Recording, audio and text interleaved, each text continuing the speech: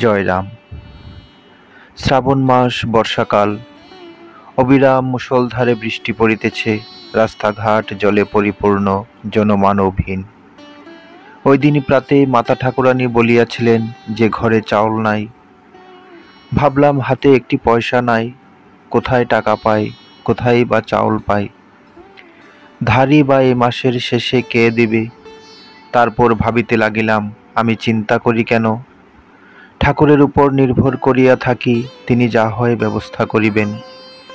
এইভাবে মন স্থির করিতে চেষ্টা করিলাম। এমন সময় কিছুদিন পূর্বেরকার একটি ঘটনা মনে পড়িয়া গেল। ঠাকুর তখন ফেনী কলেজের প্রফেসর শ্রীযুক্ত প্রমথনাথ চক্রবর্তী মহাশয়ের বাসায় আছেন। আমি তথায় সর্বদা ঠাকুরের সঙ্গে আছি। ৩-৪ দিন বাড়ি যাই না। ভাবিলাম, মাতা ঠাকুরানী বাজার খরচের কি ব্যবস্থা করিতেছেন, একবার গিয়া দেখিয়া আসি। বাড়ি পৌঁছিবা মাত্রই মা বলিলেন, বাজার খরচা বাবদ কিছু দিয়ে যাস, 2 দিন যাবৎ বাজার করি না।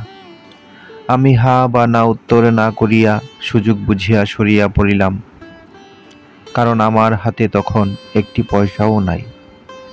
প্রমথ দাদার বাড়িতে ফিরিয়া ঠাকুরকে প্রণাম করিলাম।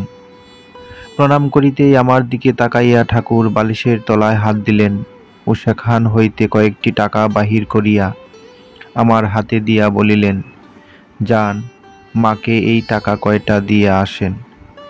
ঠাকুর যে অন্তর্যামী এবং তাহার অজানা যে কিছুই নাই, তাহা অনুভব করিতে করিতে আমি বাড়ি যাইয়া মাকে টাকা দিয়া আসিলাম। উক্ত ঘটনা মনে পড়িতেই চাউলের চিন্তা কিছুটা প্রশমিত হইল। হঠাৎ বাহির হইতে একটা শব্দ আসিল, বাবু চাউল রাখবেন।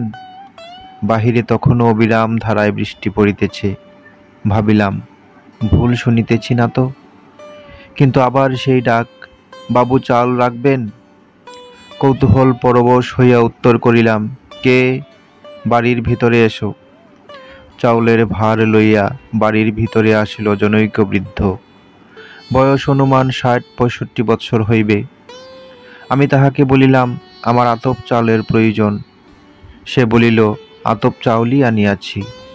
সঙ্গে সঙ্গে সে মোড়ানো কলাপাতা খুলিয়া ফেলিল। বৃদ্ধকে বলিলাম, চাউল আমার পছন্দ হইয়াছে, কিন্তু এখন মাসের শেষ, আমার হাতে টাকা নাই। ইংরাজি মাসের ২-৩ তারিখের আগে টাকা দিতে পারিব না, আমাকে বাকিতে দিতে হইবে। সে বলিল, আমি আপনাকে জানি, এখন টাকা না দিলেও চলবে, মাসকাবারে দিবেন। সেই মুহূর্তেই চাউলের সমস্যা এইভাবে সমাধান হওয়ায় আমি একেবারেই অভিভূত হইয়া পড়িলাম। শ্রী শ্রী ঠাকুর যে সর্বদাই সঙ্গে সঙ্গে আছেন এবং আমাদিগকে বিপদ হইতে রক্ষা করিতেছেন, তাহা বুঝিতে আর বাকি রহিল না। জয় রাম, জয় গোবিন্দ।